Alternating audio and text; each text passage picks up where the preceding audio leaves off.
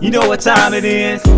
Time to hang out with Mr. Coop. With Mr. Cooper, with Mr. Cooper, with Mr. Cooper. Get the latest scoop from Mr. Cooper, from Mr. Cooper, from Mr. Cooper. Hang with Mr. Coop, with Mr. Cooper, with Mr. Cooper, with Mr. Cooper. Get the latest scoop from Mr. Cooper, from Mr. Cooper. Yeah.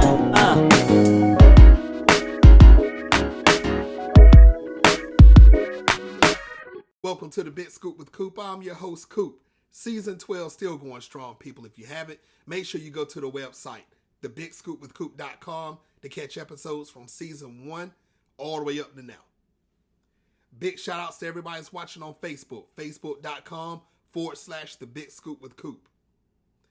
Big shout outs to everybody that's watching on Instagram at The Big Scoop with Coop. And of course, I'm on TikTok, people. Make sure you go to TikTok, look up The Big Scoop with Coop.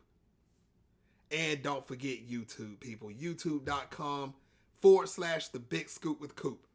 Make sure you click like and subscribe so you don't miss one episode of The Big Scoop with Coop. All right, people. Enough about me. Today's guest, this man has done great things. His career is skyrocketed. I mean, he was on the 1993 Michigan Wolverine college team. He went to act. You've seen him on Baylor. You've seen him on 911 Lone Star. And you definitely seen him on Scandal. Played the role as Tom Larson. Ladies and gentlemen, my guest is Brian Letscher. Now, Brian's going to come up here and he's going to talk about his book that he has wrote that's dedicated to the 1969 Michigan Wolverines team. It's called Hell, Those Who Stayed. Now, Brian's going to talk about his career. He's going to talk about the 93 Wolverine team. He's going to definitely talk about the book. And we're going to talk a little bit about Scandal. So make sure you sit back and relax and enjoy this episode of The Big Scoop with Coop with Brian Letscher. Welcome to the show. Thank you, Michael. Appreciate it, man. I'm happy to be here. Yes, sir. How's your day going so far? My day's going fantastic. Got up, got a workout in, went and helped a friend. My mom's in town. She's staying with us, which is great. For Thanksgiving, we're getting ready for that. My son's off to weightlifting for football. Other than the missus being under the weather, everything's fantastic, man. Nice, man. I wish the missus to get well real soon. It's too close to Thanksgiving. She got to get well. She got to swallow that turkey, that ham, stuff, and whatever's on the menu. That's right. That's going to be the medicine. Yes, sir. That's the medicine, is that Thanksgiving meal, man. Yes, sir. Yes, sir. I'm in North Carolina, so we actually have warm weather. Well, warmish/cool, but it's probably in the 60s. So in the area, so I can't complain for North Carolina. So, fantastic, man. Yes, great weather. Now, Brian, like I told people already, you have graced people through their screens, telephones, tablets, television, you name it, they sing your face. And you're not a stranger to the football side also. So we're going to talk about that for the people that's getting to know you for the first time ever. When did you first realize that you had a love for football? I don't even remember first realizing it because it was before I was realizing things. You know what I mean? My dad loved Michigan football. I grew up outside of Detroit, and my mom had gone to Michigan. My dad loved Michigan football. My mom did too. Aunts, uncles, everything. So Michigan football was always on, and I loved watching it. I love the excitement. Like I'll never forget the excitement from early on. And then from as young as I can remember, I was out in the front yard or out at some, back then we had vacant lots. Yep. There's not many vacant lots anymore, at least in Los Angeles, but we had a vacant, you go down to the field, some old field, and you'd throw the ball around and you'd tackle each other and you'd try to be Billy Sims or Butch Woolfork, who was playing for the Michigan team, and I had a cheap pair of plastic shoulder pads and a cheap plastic helmet, which was basically like a bucket that you just strapped on your head, and I'd smash into things, which probably explains a lot about my brain processing today. But I just loved it. I loved it. And then when I first started playing Little League football, I was 9, and I started playing tackle football, and I loved it then for the same reasons I loved it through college, and for the same reasons that I wrote the book that we're going to talk about. Yep. Is I loved the teamwork, man. I loved being part of a team. It's what made Scandal so great. All those things connect. I love being a part of a team. And as I grow older, I don't even care if I'm the big part. Like I just don't. I just want to be a part of it. So that's why I love football. No, Yeah. I feel you on that, Brian. And I tell people all the time, and I've said it so many times on my shows, if you have a love for something, it's gonna stick here and it's gonna stick here. And it's gonna make you want to do it even more. And if you're not doing it no more, I guarantee it's still in your brain somewhere. And Yep. it's not going to leave. It's just simple as that. Yep. Not going to leave. Yes. Now, since we're talking about football, let's talk about this real quick. Um, 93 Michigan, you was there. I mean, you walked away, what, Rose Bowl ring? You got that also, if I'm not I mistaken. did. That's around here. I should have it with me. I should be better prepared, but it was we I was on that team. I played in the early '90s for Gary Moeller, What and was it like? it was the best. I mean, it's all I'd wanted to do since I was a kid, and I walked on. So I had to really earn my stripes. I walked on and eventually earned a scholarship, and I was not. This I think this speaks to the team stuff too. Is I was not the guy on Saturdays who was catching the touchdown pass. I was a Thursday All-American they call it. You know what I mean? I was on the scout team and making sure that those guys on the other side of the ball were prepared on Saturdays. And and I think that I got hurt, and I think if I would have had my last couple of years last year, maybe that would have been a little different. But I was on a talented team. These guys were going to the NFL. And but I was really happy. I mean, I maybe happy at the time, no, but but I loved my role of going out and working, being a part of that team. And that team was special. We set the goal early in the year. SVP, Sing the Victors in Pasadena, was the goal.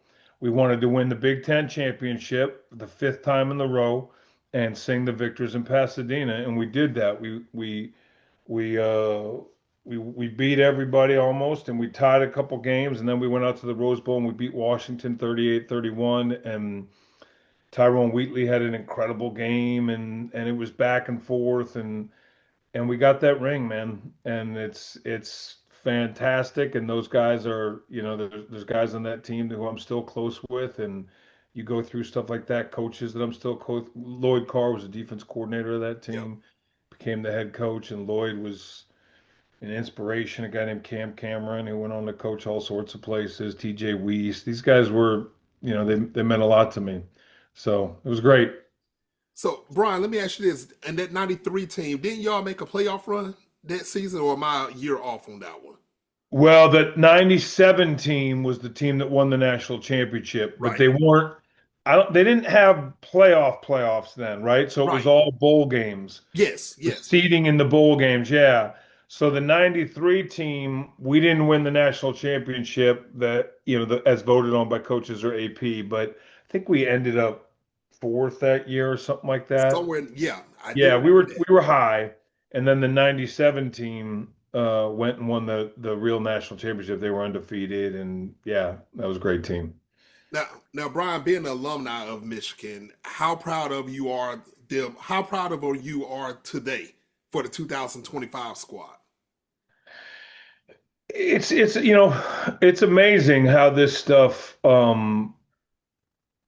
pulls through time, right? Mm, Again, it's one of the reasons I wrote the book, because the year I wrote the book about 1969, that team changed everything. yes. And so that reverberates through time. You see what happened that year. I mean, that's when "Those Who Stay Will Be Champions" was coined. Hmm. So to see that go through time, and we all have a piece of that DNA inside of us, and then it goes forward through my time in the early '90s to '97 to the 2020 or the 2023 national championship team, and then to this team right now in 2025 that's making a run and has some real young talent. You know, The truth is, you can rarely say this in most parts of your life. We are all brothers. When you find out someone else played for Michigan football, it's instant. I don't care if you're 30 years older or 30 years younger than that guy. It's an instant bond. You get it right away, what that person has done, what they're going through, what it means to them. It's family, even in today's day and age of transfer portal and stuff like that, man. It's what makes Michigan special. And you know what? And if you think about it, within the last 6 years, the teams to talk about within the last six was Alabama, Georgia, Michigan. Yeah, You're going to bring it up if you're talking about college football in a whole.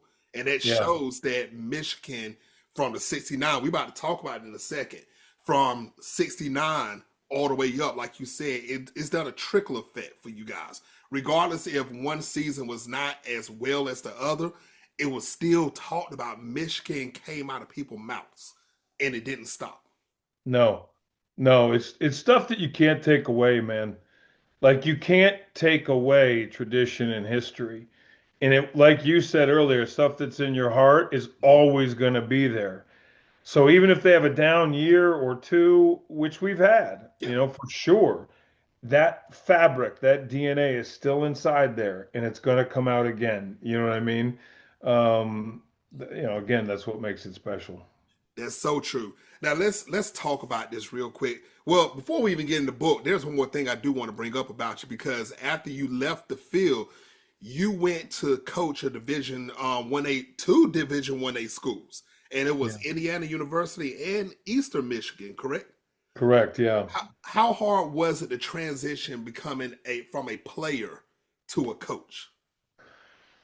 Um, it was, I went to work for my dad for 2 months out of college. He ran like a metals manufacturing company and he did well. I love my dad. He built that company. 2 months in, I was like, I can't, no, I just can't do this. And I went and talked to him and he was great. And he said, so what are you going to do? I said, well, I think I'm going to I got to call, I think I called Lloyd Carr, Mhm. um, and ask him, because Lloyd had said at some point, and so had my old coach, Cam Cameron, you might want to think about getting into coaching because I loved it. And again, wasn't the most talented guy, but I understood football.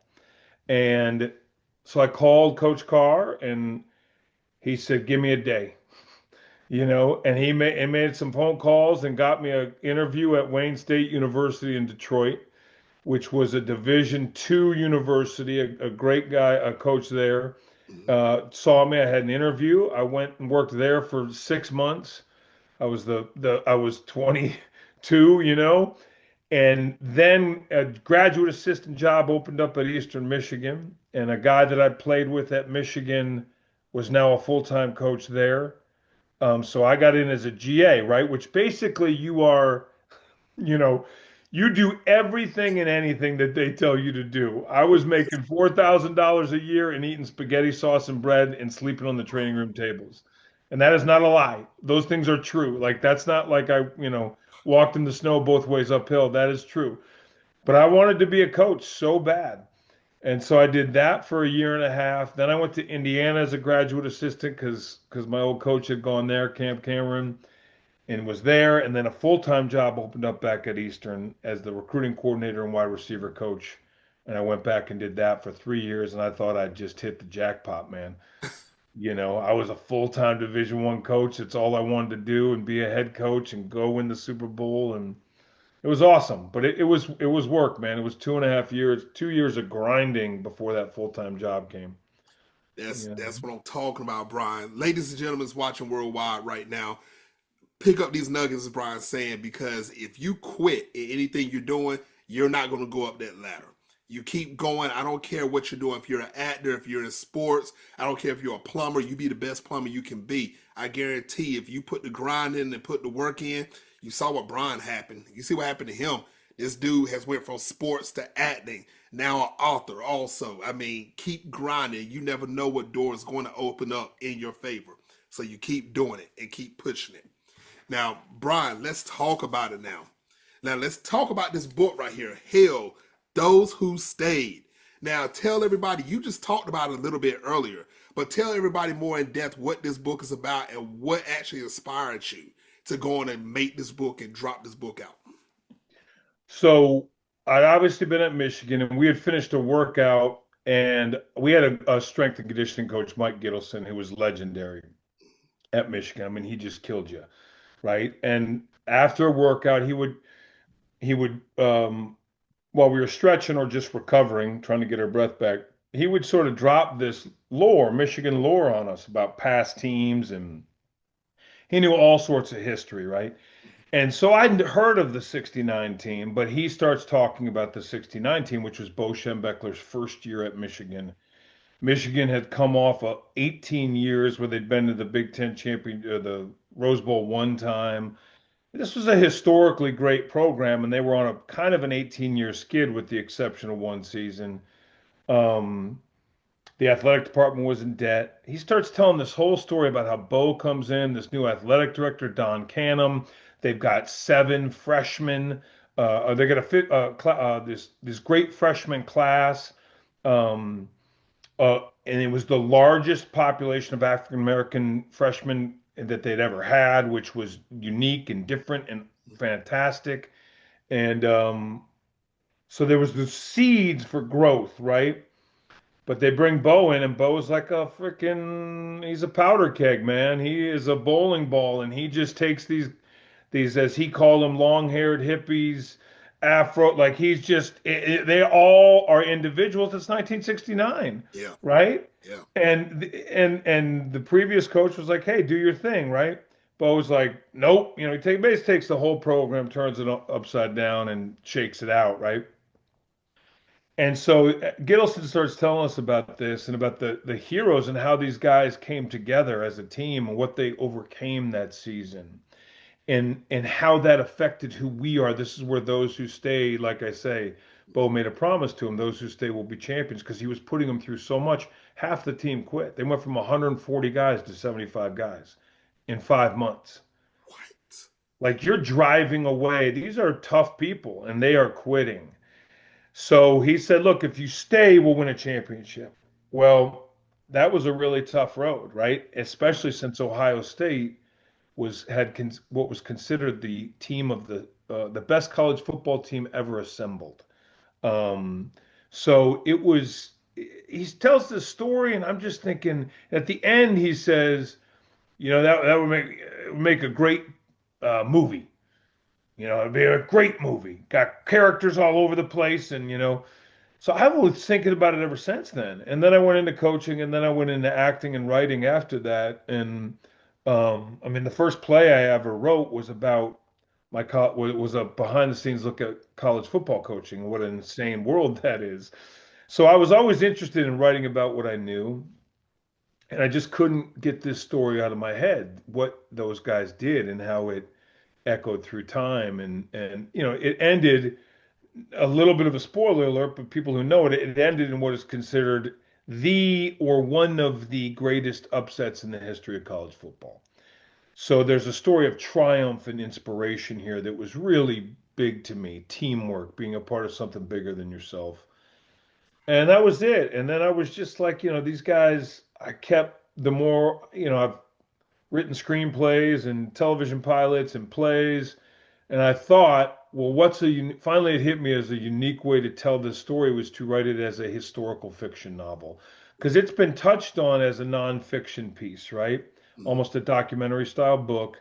And I thought, what if I wrote this like half novel, half screenplay, where we are really putting people in the rooms with Bo and Canham and Henry Hill and Billy Taylor and Cecil Pryor, and where you're hearing the conversations. And it's based on a true story. I did interviews with all these guys, so I'm keeping it close to who they are, but I'm putting you in the room with them. And that all of a sudden was really exciting to me and fit with what I do, right? Which is tell stories. So that was it, man. And I just wanted to give something to the Michigan football world, college football world. And as I finished it, I think it's just an inspiring story for anybody who wants to read something fun and entertaining and inspiring.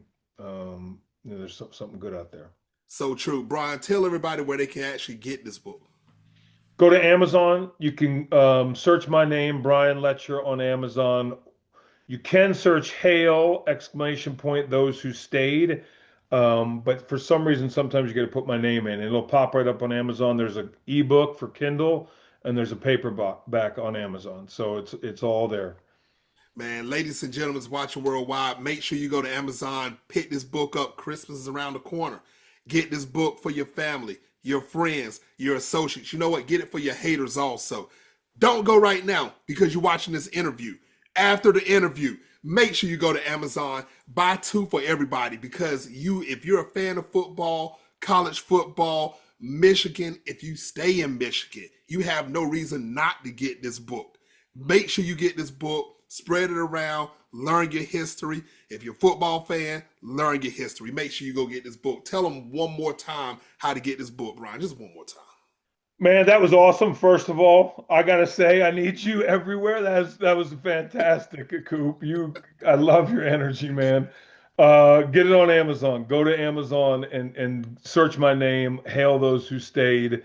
And I think it's really important to note here for me is that there's an organization called FAM, Football Alumni of Michigan, and FAM is for all former players and staff who played at Michigan, were a part of a Michigan football program.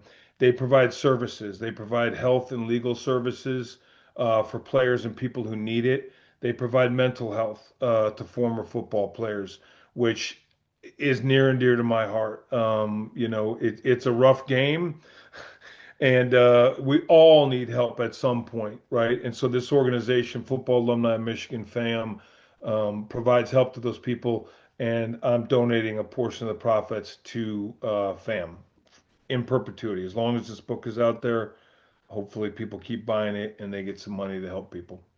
That should motivate you more to even go get the book, ladies and gentlemen. Make sure, once again, get this book.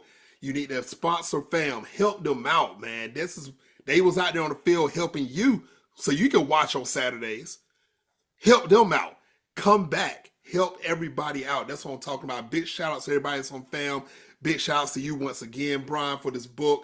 Big shout outs to the 93 Wolverine team. Big shout outs to the 69 team. You can't leave them out.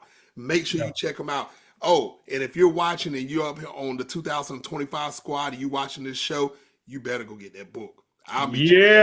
You heard it here first. Make sure you do it. Now, Brian, like I said, author, sports. Now, let's talk about the acting real quick. Now, you had my wife like this on the TV. Thursday nights. Let's talk about it. I can't even go through your whole resume because this show will be over like 5 times over if I go through everything you have done. But let's talk about Scandal real quick. Yeah. Tom Larson, man.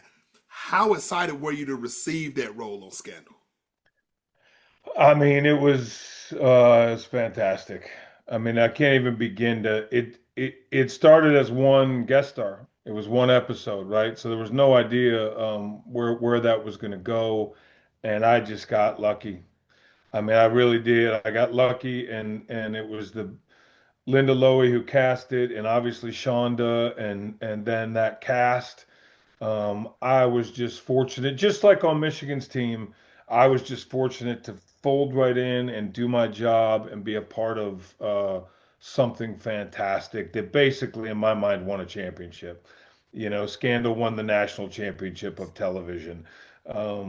Just fantastic people through and through. I learned so much, and really, especially the further away from it you get, you're just so grateful to be a part of something like that.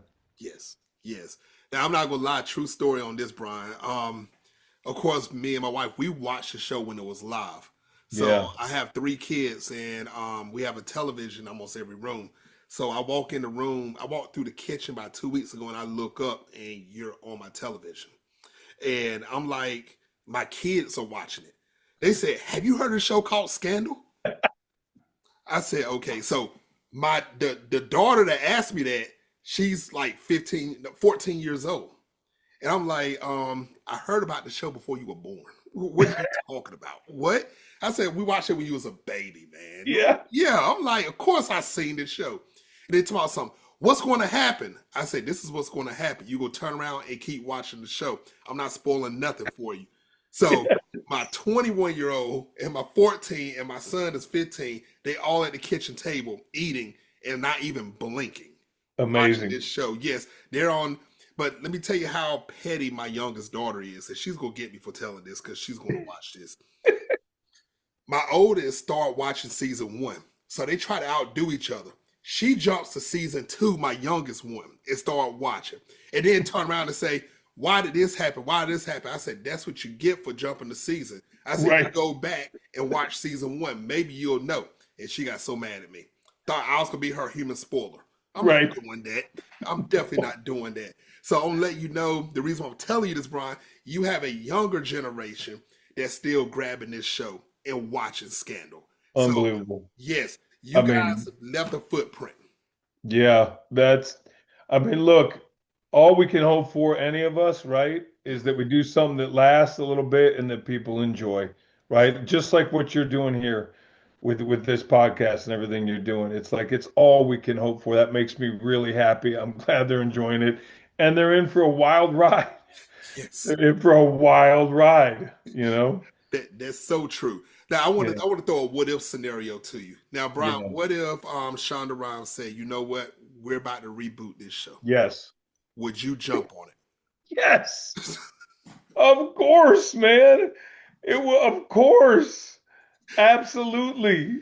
You know, I just did a movie this past summer in Texas. I was there for 6 weeks. It was a fantastic experience, like top 5 for me in terms of my entertainment career.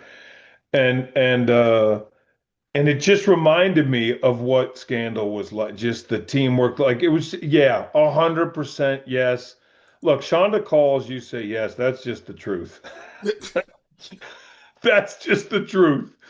So I'd be there in a heartbeat because it'd be great writing. It'd be terrific actors and good people. You're going to get those 3 things. Yes. It's a win. Right there, I'm in. Shonda, ABC, I'm talking directly to you right now. I see Brian right there, but I'm not talking to Brian right now. I'm talking to you, Shonda. I'm talking to you, ABC. What are you waiting for? You got the younger generation watching this again. Continuation or reboot? We're waiting for it. Brian already said yes. I couldn't even ask the question. He was like, yes, before I can even ask the full question. What are you waiting for? Let's bring this back. Let's rewind it back. Come on, Shonda, let's do it. Come on, ABC, let's do it. I'm speaking out to the masses right there. That's what I'm talking about, Brian. Now, Brian, are there any other projects that you're working on that you want the world to know about right now? I just finished that movie, which is I Always Hated My Brother. And that's gonna probably, I'm not quite sure when that'll come out. You never know with films, right? But it was really fantastic.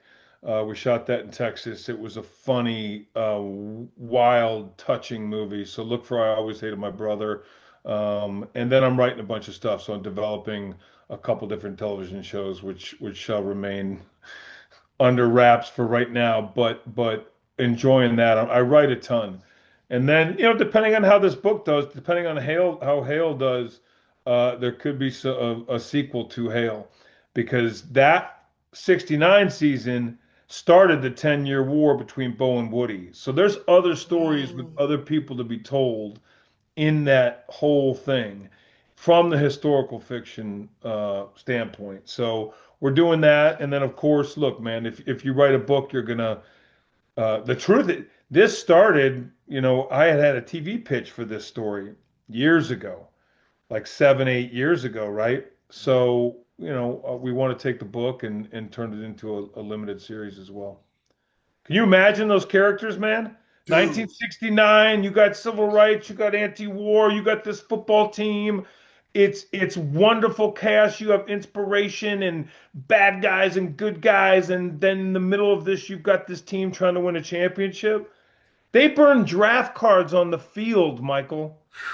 They burned the new turf that they just bought. It melted because they had a huge draft card burning party in the middle of the football field. That right there, that scene right there, awesome. Man, I can see it. I can see it. Right? This would be like remember the Titans on steroids. Yes. That's exactly what it would be. Oh, man. ABC, this is right down your alley. What are you, come on. What are we doing here? You sitting here watching me talk. You need to get into the executive room. Bring Brian in. You know what to do, man. We got to set this off. Yes. I hear you. Do it. That's I'm what with I'm you. talking about. Yes. Now, Brian, tell everybody how they can follow you on social media to keep up with the latest and greatest. I'm really on Instagram only, at Brian Letscher on Instagram.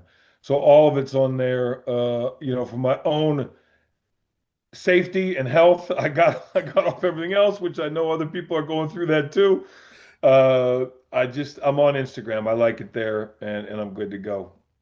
That's what I'm talking about. Ladies and gentlemen, watching worldwide, make sure you follow Brian, because you never know. He said there's some things that he's not going to mention right now that he's doing. He may drop it on Instagram. You never know how he's going to announce this. So make sure you follow and keep up with the latest and greatest of everything that he's doing. Now, Brian, this is the last segment of the show. It's called Take the Floor. You have up to 2 minutes to say whatever you want. No questions asked. Brian Letscher, take the floor. Look, this has been a perfect example. It's Thanksgiving.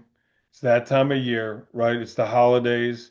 And this has been a perfect example to me of stay present, be where you are, have a good time, try to give. Like, your energy has been fantastic, Michael. It has made my day, genuinely. And it made me feel comfortable and relaxed and, willing to open up and have a good time doing this stuff, right?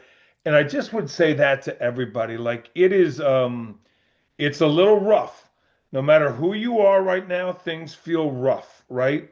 And we have to take a beat and be where we are, be with the people we are, get to gratitude before that roughness gets to us, right? So we have a sense of peace and serenity as best we can in the middle of some chaos, because we need to stay there together, especially going into Thanksgiving. So that's what I would say. I'm just looking forward. I really thank you for this, to be here today. I had so much fun. And I want to say that to everybody, is just, take a breath, look at the people that you're with, be grateful for what you do have, not what you don't have. Try to find the nuggets, keep going. As my friend says, just eat the crumbs, man. Eat the crumbs. And every once in a while, you're going to get a bigger cookie and eat that. And that's great. And then just keep going. That's what almost everybody's life is like. So enjoy each other, connect to each other, stay connected, love each other, and we'll make it through all this, and get the book, because it's a great example of that. It really is. I didn't have to say it, ladies and gentlemen. You heard him. Brian told you get the book. You know what to do. Go on Amazon, get the book. Follow him on social media. The younger generation, if you have not watched Scandal, make sure you go watch Scandal. I believe it's on Netflix, so you can find it up there also, if I'm not mistaken. Yeah. Also, make sure you go get this book. Once again, Hail Those Who Stayed. And also, if you have not seen the 93 Michigan team, go on YouTube. I guarantee you can find footage there everywhere. Also, once again, you never know what Brian is dropping in the future. Keep up with him. You never know. He might be back on this show, so you make sure you keep up with him.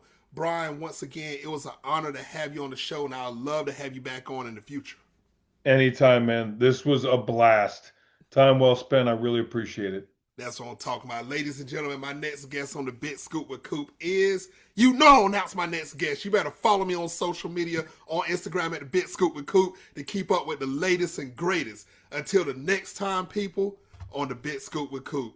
Peace. You know what time it is? Time to hang out with Mr. Coop. With Mr. Cooper, with Mr. Cooper, with Mr. Cooper. Get the latest scoop from Mr. Cooper, from Mr. Cooper, from Mr. Cooper. Hang with Mr. Coop, with Mr. Cooper, with Mr. Cooper, with Mr. Cooper. Get the latest